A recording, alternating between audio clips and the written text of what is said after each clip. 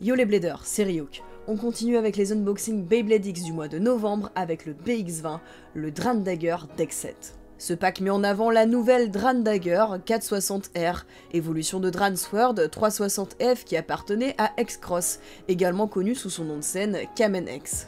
Elle est accompagnée de deux autres toupies composées de pièces rééditées, Shark Edge 380F et Night Shield 580T. Je sais pas pour vous, mais en ce qui me concerne, rien que graphiquement, ce set me plaît beaucoup, j'ai hâte de découvrir les toupies. On va donc commencer avec Dran Dagger. L'avatar du Blade est semblable à celui de Dran Sword, la tête a juste été placée de profil, un peu comme l'avatar de Nightlands qui était de face par rapport à Night Shield qui était de profil. Sur le plan technique, le Blade passe de 3 grosses lames à 6 lames, plus fines mais toujours très pointues, qui devraient frapper assez fort. J'espère que la pièce dans son ensemble prendra quand même moins de déformations que ma Dran Sword qui commence à être assez marquée. Concernant le ratchet, on retrouve 460, précédemment édité sur Hellsize, d'une hauteur de 6 mm, parmi les plus bas de la série à l'heure actuelle. Et pour le beat, on a une nouvelle pièce, Rush. Sa pointe est plate et devrait avoir un mouvement très rapide, similaire à Flat, à la différence près que son diamètre est moins large et son centre ne présente pas de trou. Mais la différence la plus notable se situe au niveau de la roue d'engrenage qui va servir à accélérer sur la X-Line de l'arène. Jusqu'ici, tous les bits comptaient 12 dents. Pour la première fois, on a une variante avec 10 dents. La diminution du nombre de dents va permettre à la toupie une accélération plus lente sur la X-Line. Si le potentiel offensif se voit diminuer, la toupie va en contrepartie gagner en contrôle et moins facilement s'éjecter toute seule en dehors de l'arène. Cette nouvelle Dran Dagger me hype beaucoup.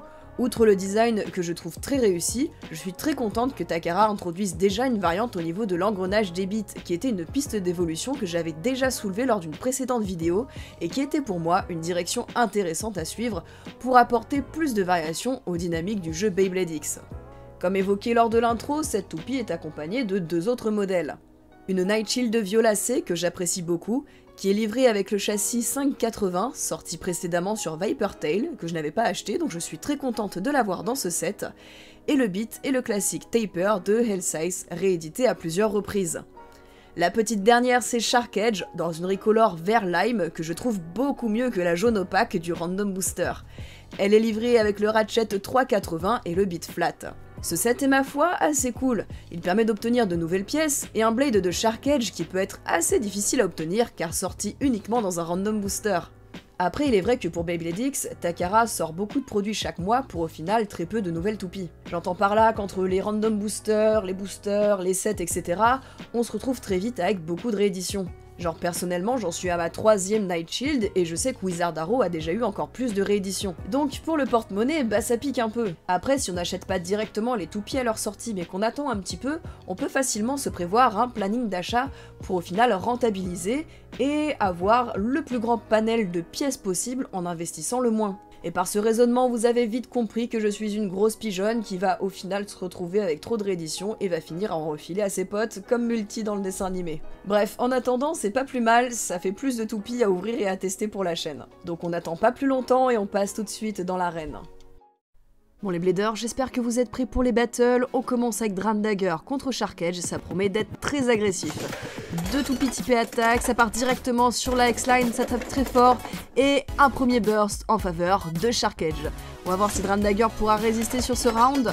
Ça part directement sur la X-Line et non, Shark Edge la renvoie dans le Extreme Finish. Troisième round, ça repart sur la X-Line, les deux toupies se battent, elles s'esquivent, c'est très puissant et la Shark Edge renverse complètement la Dran Dagger. On repart encore sur la X-Line pour Shark Edge qui chasse Dran Dagger, ça se retape. Il y a beaucoup de recul des deux côtés, les deux toupies perdent leur vitesse de rotation et cette fois-ci le point pour Dran Dagger. On continue, ça se tape très fort, le rebirth de la Shark Edge qui revient dans l'arène après une sortie. La Dran Dagger a pris la X-Line mais sans succès, les deux toupies se tournent autour, ça risque de se terminer par endurance. Mais vu les reculs des deux toupies, on n'est jamais à l'abri d'une éjection. Allez, ça se donne des petits coups, on est sur la partie centrale. Et le point de très peu pour Dran Dagger. On passe à présent à Dran Dagger contre Night Shield. Alors Night Shield qui a le beat Taper, donc elle va elle aussi partir assez rapidement sur la X-Line, on va bien voir. Ouh là là, première éjection, la Dran Dagger a profité de la poursuite sur la X-Line pour éjecter son adversaire. On repart, ça se donne des petits coups, la Dran Dagger toujours sur la X-Line. La Night Shield y revient, mais sans trop de succès, ça se termine à l'endurance. Les deux toupies tournent autour et le point est pour Night Shield, manifestement plus endurante que Drandager. Ça repart sur la X-Line, les deux toupies se frappent, Night Shield part sur le côté avant de finir dans l'extrême finish. Et c'est reparti, on repart sur la X-Line et éjection directement dès le début du match en faveur de Drandager. Allez, ça repart Drandager sur la X-Line, ça manque l'extrême finish, les deux toupies se choquent. La Night Shield repart sur la X-Line sans causer d'éjection et le point est par endurance pour Night Shield. Bon, va falloir pousser les tests, mais pour le moment, je suis un peu déçue de Drandager. Elle frappe fort, c'est ok. Par contre, j'ai l'impression qu'elle a moins de panache que Dransword et surtout elle encaisse moins bien. Le combo de Shark Edge utilisé dans la vidéo a une très bonne synergie et il fonctionne très bien. Drandager, moins mastoc, moins agressive, n'a pas su se défendre. Donc à voir contre d'autres types d'adversaires, après finalement contre Night Shield elle s'en sortait pas si mal que ça. Je pense aussi qu'il faudra exploiter d'autres combos. Je trouve le beat rush très intéressant, par contre j'ai l'impression que sa faible vitesse augmente la vulnérabilité de la toupie. Donc cette histoire de vitesse, ça risque d'être vraiment un compromis qu'il va falloir gérer dans sa stratégie. Dans tous les cas, je suis très contente, ça fait toujours de nouvelles toupies avec de nouvelles particularités à tester. N'hésitez pas à partager votre avis dans les commentaires. Sur ce, c'était Ryuk et je vous dis à la prochaine.